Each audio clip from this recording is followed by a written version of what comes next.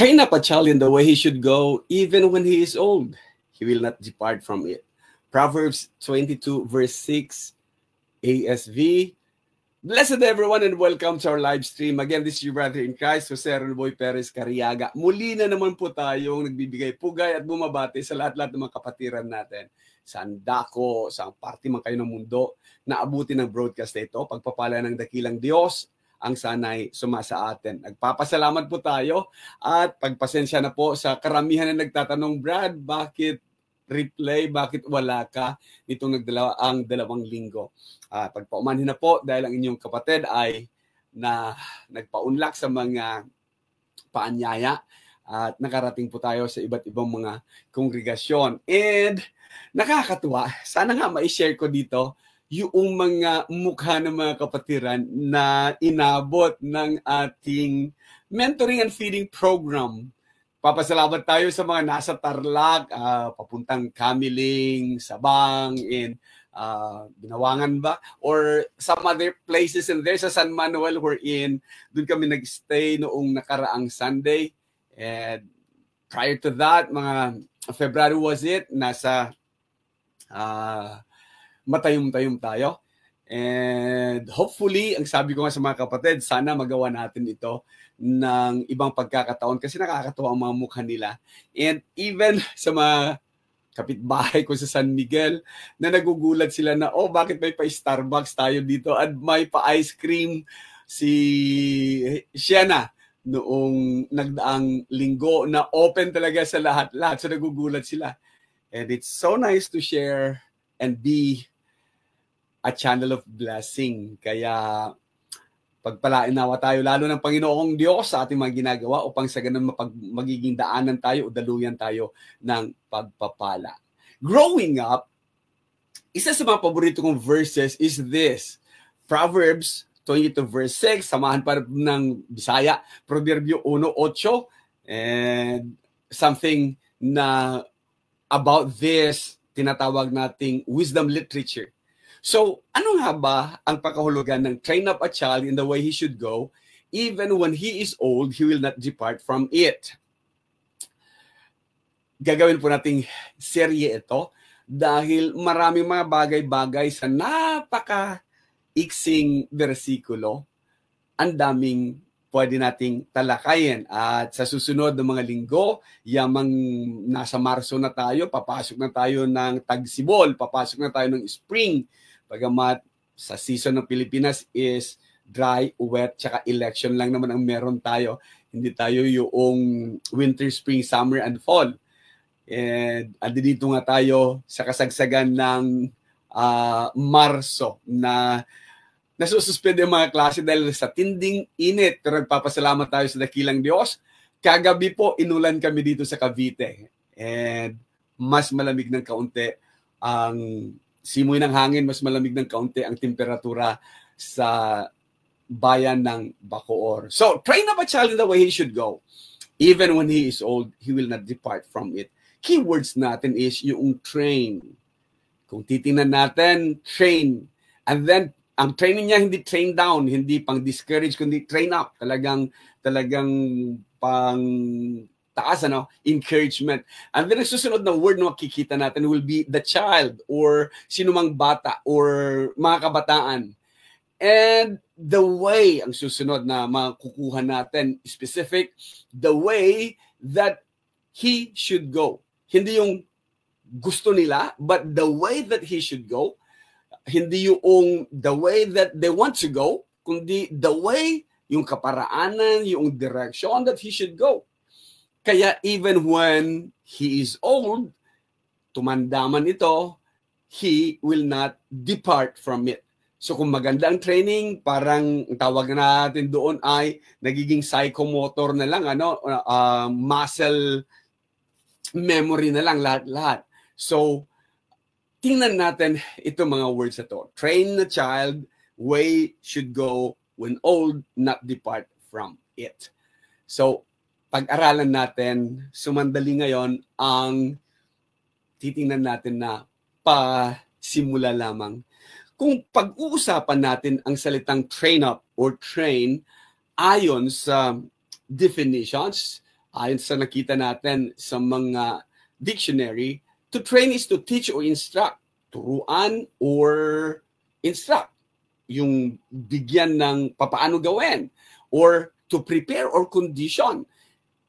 Ihanda, ikondisyon, ihanda or ilagay sa tamang mind frame. Kaya tama yung pangatlong definition, to develop physical or mental skills. Ano nga ba ang kailangang ibigay sa mga kabataan, sa bata, habang matuturing na child? To develop physical or mental skills. And then, ang pang-apat na pakahulugan ng train is to direct or focus one's attention. Saan ba dapat nakafocus? The way. Anong way ba dapat? It's the way that he should go, that hindi yung the way he wants to go. Dapat mayroong magtuturo sa kanya. Dapat mayroong mag-train. Dapat mayroong mag-set ng instructions, condition, para sa kanyang physical at saka mental skills. So, kung titingnan natin maigi, ang ibinigay na definition is different naman sa makikita natin sa kanyang root word, yung train. Yung train up, ayon kay Clark, is that nanggaling daw ito sa Hebrew word na chonak or chanak, translated train up or initiate. Sanayin or i-initiate or ilagay or simulan. Pero mayroong kaunting isiningit si David Clark. Kung titingnan natin ayon sa kanya sa Hebrew na root word nito. It signifies also dedicate. Ano yung dedicate? Dedikasyon. Ano ba ibig sabihin ng dedicate? Or ialay. And the term dedicate is often used for the consecrating. I-consecrate, ihiwalay, itabi, or inihanda, talagang nakaalay yan. Consecrating anything, house, or person, para saan? Saan siya nakadedicate? Saan siya nakaalay? Saan siya nakatabi? Saan siya isinantabi? To the service of God. Iba din mag-isip si David Clark. So, kung ito ang root word, chonak or chanak, wala naman kasing alphabet ang Hebrew, at ang bata, kailangan mong i-consecrate, kailangan mong ihiwalay ka agad-agad. Kailangan mo sasabing ikaw ay dedicated for the service of God. Magiging maganda siguro ang training, ano? So, iyan ang mga pag-aaralan natin dito sa serye ng Train Up a Child. So, tingnan natin. Kung batay sa versikulong ito, makikita kaagad-agad natin yung trainer and trainee relationship. Train up. Yung trainer, siyang mag-train up. Sino ang kanyang trainee? Yung child. Anong training nila? In the way he should go, yung pupuntahan niya. So, when we talk about trainer and trainee relationship, we'll talk about one responsible adult doing the training. Siya ang gagawa ng being the instructor, the trainer, or the trainer.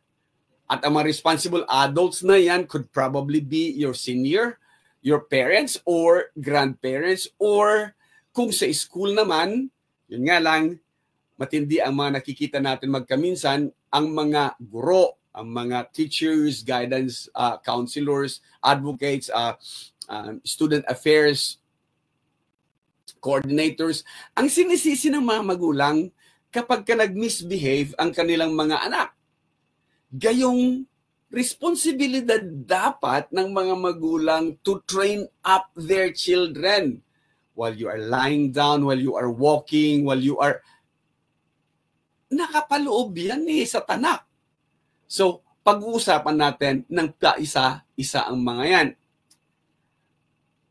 Yun nga lang, ang napapansin natin, mag-umpisa doon sa after ng silent generation, pumasok yung mga tinatawag natin na mga baby boomers At ang mga baby boomers, ito yung mga kabataan ipinanganak noong mayroong war. And sumunod doon ay yung mga Gen X, and then Gen Y, yung mga millennium, and Gen Z, itong mga kapanahunan ngayon, itong mga kabataan ngayon, and susunod sa kanila is Gen A, Generation Alpha. Ang nangyari is that walang training na naibigay, walang training na naipagkaloob. Why is that? Dahil walang mga trainers. Kagaya ng kantang "Where have all the fathers gone?" or "Where have all," yung Peter, Paul, and Mary, dahil nasa gyera ang mga adults, ang mga parents. So, walang training. May mga trainees, walang mga trainers. So, anong mangyayari? Naghanap po tayo ng mga mapagbabatayan natin, mapagbabasihan natin. Isa po sa nakita natin is the National Fatherhood Initiative noong 2018 na sinasabing the importance of fathers in the healthy development of children. Ayon sa US Department of Health and Human Services, pwede po niyong hagilapin ito, andyan po yung link, na sinasabi nila na sa Amerika o sa United States of America, 85% ng youth in prison ay nanggaling daw sa mga fatherless homes. Yung mga lumaking walang ama sa tahanan, yung mga lumaking walang tatay, walang father figure. Karamihan sa mga ando doon is, ang 85% na to is 20 times higher than the common na percentage ng mga nasa kulungan. At ang naging sanhi, nakita ng mga researcher, is that many of them are without a father figure sa kanilang mga tahanan. Nanay ang nagpapatakbo, grandparents ang nagpapatakbo, o single parenthood, kasi walang tatay, walang tumatayong tatay.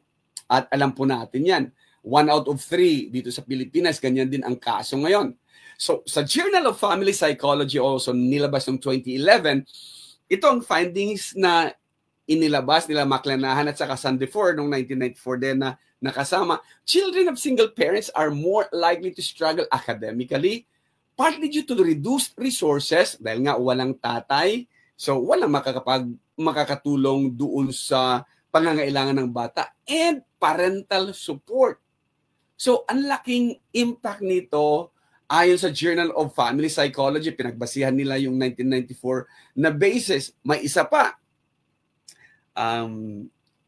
ABC News, Courier Mail 2021, yung sa Toowoomba, Australia, mayroong dalawang magkapatid doon na nakitaan nila parents of teenagers facing 150 charges.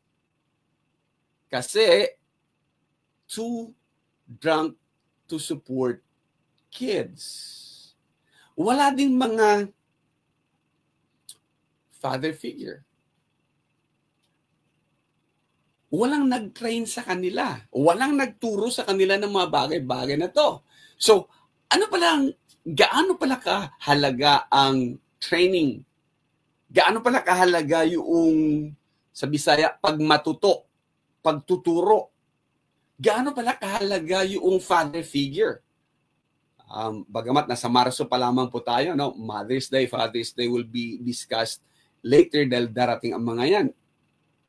Or kahit na noong nakarang araw ay Women's Day, pero hindi sapat. Without the father figure, malaki talaga ang kakulangan ng mga kabataan na lumaki na walang father figure sa kanilang pamilya. So, paano kayo i-address yan? Ang bersikulo nagkakaloob niyan, but we move on. Yung tinatawag nilang parental absence or kawalan ng parents dahil sa migration, dahil sa trabaho. Nakita na po natin ito noong 1970s pa. At ito naman ang lumalabas na statistics dito sa Pilipinas. 27% of Filipino children experience parental absence during their lifetime due to work migration. 27, 1 out of 4, na kung 25%. Kaya, ayon sa povertyaction.org, this absence can lead to various emotional, developmental, and social challenges for the youth. Sinong magtuturo sa kanila nito? Sinong gagabay sa kanila? Yun ang kawalan. Kaya nagkaroon ng emotional, developmental, social challenges for the youth. At mayroon pang mga figures at mayroon pang ibang mga nakita itong study na to. Ang key findings nila ay mayroong emotional and developmental issues ang mga kabataan na may parental absence. Either that be the mother or the father na wala. Second is, mayroong behavioral concerns. Dito papasok magkaminsan yung psychoanalysis na ni Sigmund Freud or sa CBT. Mayroon talagang ang iba naghahanap ng attention, naghahanap ng father figure, naghahanap ng makausap man lang. So may mga behavioral concerns. And pagdating sa education, ang tindi talaga ng educational impact ng mga mayroong tinatawag na parental absence or absenteeism na ginagamit at termino. So, sa YAFS 5 noong 2021, Young Adult Fertility and Sexuality Study, nakita na nila itong mga figures na to. At inilabas nila na figure is that 67% of Filipino youth, ito ang ganoon pa rin naman kadami, kalakas, hindi kagaya sa Amerika na higit sa kalahati na walang parents na naggagabay sa mga anak. But look at this. 18% sa mga Pilipino na mga kabataan are raised with mothers, 4% are living with their fathers, and 7% are living with their grandparents. Maganda yung living with grandparents, dalawa ang nakita nating malaking factor doon. One, nagiging maganda para sa mga grandparents kasi nga may nakakasama sila sa bahay na nagiging aktibo pa sila. Yun nga lang, sa kabilang parte naman, sa mga kabataan na nire-raise ng mga grandparents wherein magkaminsan masyadong stricto ang mga lolo-lola or magkaminsan naman ay bigay hilig. And sabi nga ni Mike Hanopol, laki sa layaw, Jeff Rocks, pagka pinalaki ng mga grandparents ay mayroon silang inconsistency sa kanilang behavior and mayroon silang developmental issues. Pero sa mga nakatatanda, positive ang dulot ng pagkakaroon ng mga apo sa kanilang mga tahanan. Be that as it may. Nasabihin nga natin. Dahil nangyayari na. Anong maaari natin gawin? So, ito kasi, sa kawalan ng trainers, walang mag-instill, walang magsisiksik sa kaisipan ng mga kabataan patungkol sa wisdom and knowledge. No one will train them into that. Walang magbibigay sa kanila na ito pala ang kaalaman. Gaya ng sabi ko kanina, kasama ito sa mga memory verses ko, 1:8. Anak ko, paminawoy ang pahanumdom sa imong amahan ug ayaw pagbiya ang pagtulunan sa imong inahan. Hear my son, your father's instruction, and forsake not your mother's teaching. Bakit? For they are a graceful garland for your head and pendants for your neck. Dito nga sa tinatawag nating wisdom literature, sinasabi na niya that as part of the training ng child is for them to have wisdom and knowledge. Wisdom and knowledge coming from the father's instructions, coming from the mother's teachings. Yung ating hero na si Dr. Jose Rizal, nakikita natin talaga, no? Hindi natin makalimutan yung the moth at saka yung kanyang lampara, ang lampara at ang gamu-gamo, ang gamu-gamo at ang lampara, na hanggang sa kanyang pagtanda talaga, lagi nating nababasa yan, lagi nating nakikita yan. So the same thing, who will instill wisdom and knowledge kung in the absence of parents, in the absence of training upon the trainees. The second one, from the same na wisdom literature, yamang ginamit natin ng Proverbs, is sino magtuturo sa kanila ng disiplina at saka ng tamang pag-uugali, di ba? Isa sa mga findings ay mayroon silang problema pagdating dito sa developmental, pagdating dito sa behavioral na mga bagay-bagay. So, in Proverbs chapter 3 verses 11 to 12, ang sabi niya pa rin ulit, "My son, do not despise the Lord's discipline, and do not resent his rebuke. Because the Lord disciplines those He loves as a father, and the son He delights in." Magkaminsan, or sa ngayon, hindi na magkaminsan, kundi malimit kapag napagsasabihan ang mga kabataan nagre-rebelde sa halip na tanggapin. Bilang Office of the Student Affairs Coordinator, mayroon talaga akong sinabi, lantaran. May pinagsasabihan ako dahil may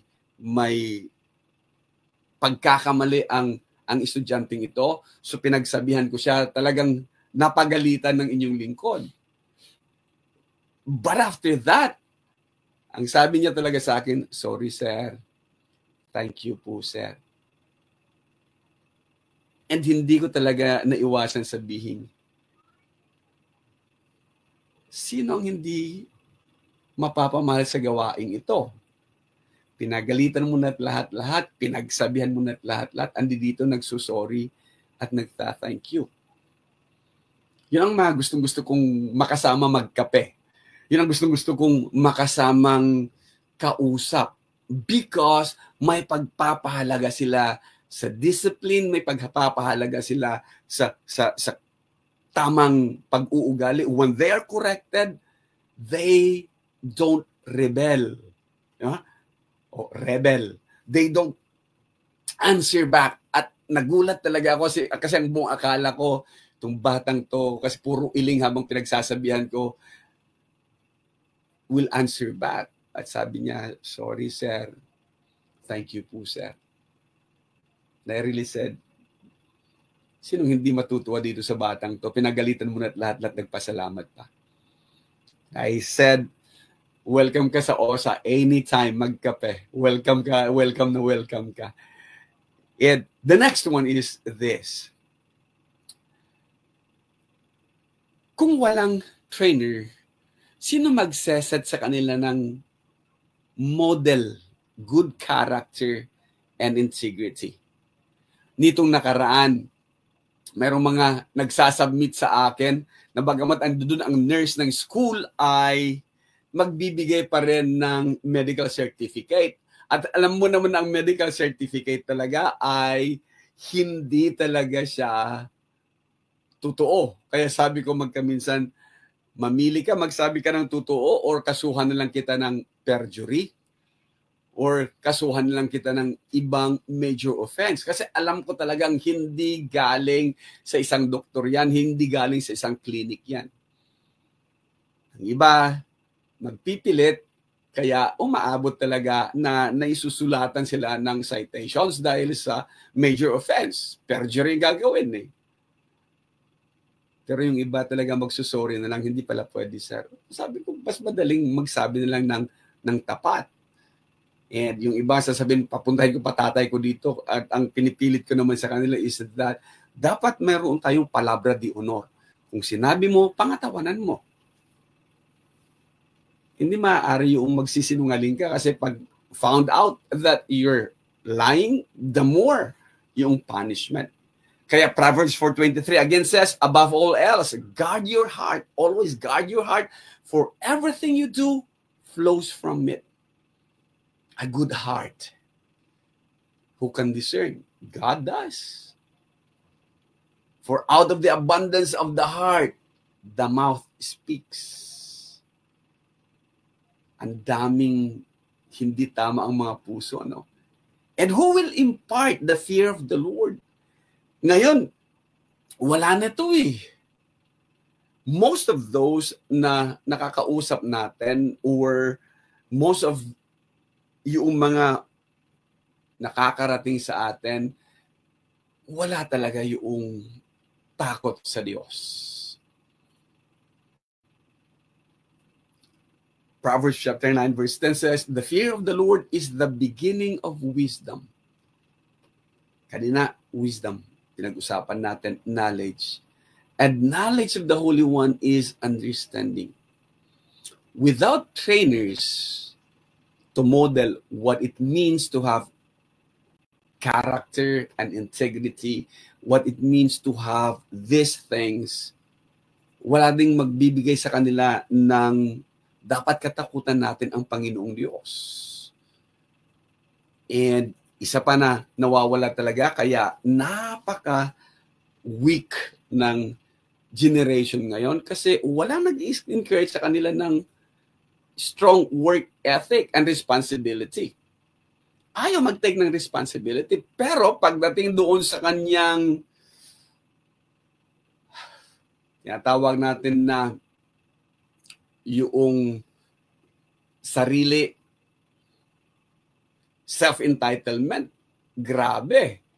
Pero pagdating doon sa responsibility, accountability, wala ang mga kabataan. Ngayon, marami sa ating mga kabataan ngayon. Because no one is giving them that. Again, pagkatitingnan natin ang wisdom literature, ang dami talagang matututunan dito. Truth is, go to the aunt, use Lagarde. Mga ganun na pa na mga kasabihan, ang dami. And wisdom literature using Proverbs, pwede natin pag-aralan ng mas malalim pa.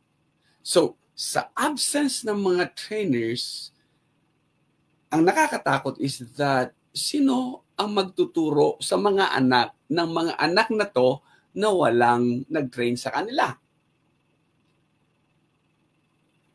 Anong mangyayari sa generation of absent parents? Gen X, anong nangyari sa Gen X? Gen Y. Gen Z na tayo. Or ang Gen Z, dahil ang mga millennials ay ayaw nila ng confrontation, ayaw nila ng responsibility, ang ba sa kanila. So, ano mangyayari sa generation of untaught children? What will it be like sa susunod kayang generation? Sa susunod kayang alpha generation? Anong mangyayari doon? At paano pa kaya natin sila turuan? Malamang sa malamang, bilang isang mangangaral at bilang isang nasa academe at nasa ministry, siguro ang nakalimutan talaga natin or siguro dapat makita natin. And maghahanap talaga ako ng materials na maipakita natin na yes, there are times na in the absence of trainers, ang church involvement or ang church family ay napakalaki ng impact sa mga may parental absence.